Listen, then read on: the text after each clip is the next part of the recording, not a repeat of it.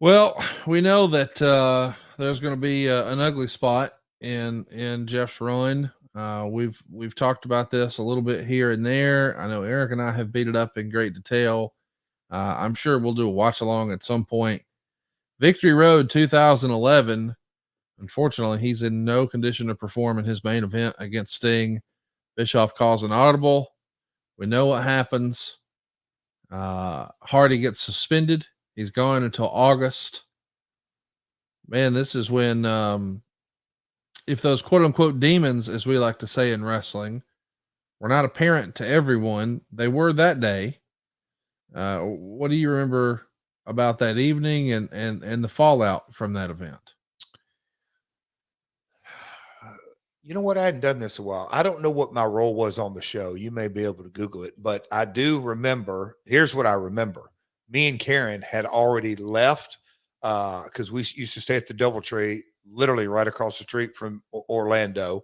And whatever our role was creatively on the show, we had already left, and I had gotten up into the room. Believe this, shocker, Conrad. I'd already opened a beer, but I got the call, first a text, then a call. Anyway, Russo, get over here now.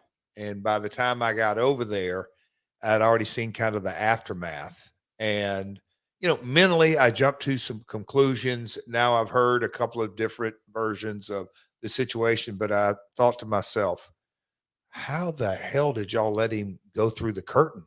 Was my thought. But very unfortunate. I felt bad really for everyone involved.